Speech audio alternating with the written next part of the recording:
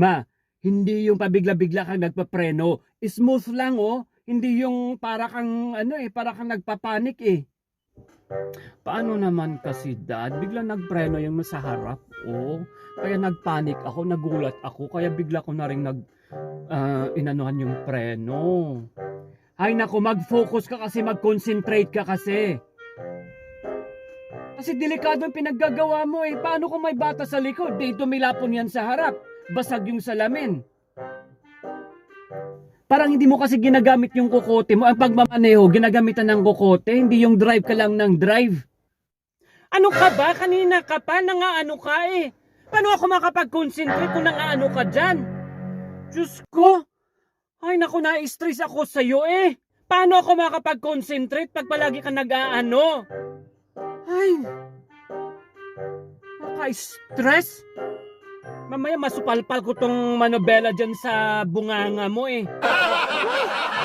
Stress talaga ako dito. Eh paano kasi nangaano ka eh? Naka-stress ka na. Tumahimik ka nga. Paano ka makapag-concentrate dito kung ganyan ka? Eh paano kasi Han? Huwag ganon. Relax lang, yung kalmado ka, yung hindi ka nagpapanik. E paano nga ako hindi magpapanik? Nanggugulat ka, nangaano ka nga? Ay, Diyos mio, hindi nakakaintindi. Ang tanda-tanda mo na, di ka nakakaintindi. O sige na, katahimik na ako. You're in control, ikaw ang manobela, ikaw ang boss. Oo, yan na naman eh. Huwag mo kasing tapakan ng preno yung bigla-bigla. Smooth lang, di ba sinabi ko yan sa'yo kanina? Diyos ko naman to. Parang hindi ka, napaka-slow mo naman. Hindi mo nakukuha yung instruction. Ano ba? Na-high blood na ako dito eh. Tumataas na yung blood pressure ko sa'yo eh.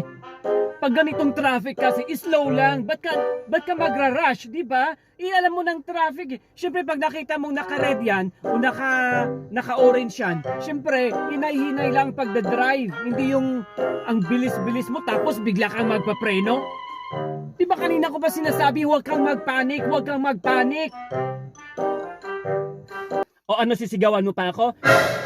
Alam mo pagdating natin sa bahay, malilintikan ka sa akin. Sige nga, sinasamantala mo tong driving na to para sigawan ako?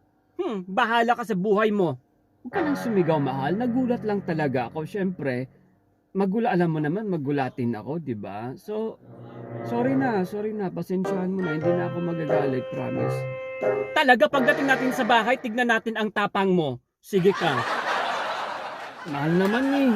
Hindi naman akong ginagawang masama, mahal. Ang pinapagalitan ko talaga, ang iniisip ko, kasi hindi ikaw, yung preno ang may mali. Kasi kailangan kong ipa-repair yung preno eh, tapos yung manubela, kasi ang pangit na ng manubela, yung preno hindi na rin maganda.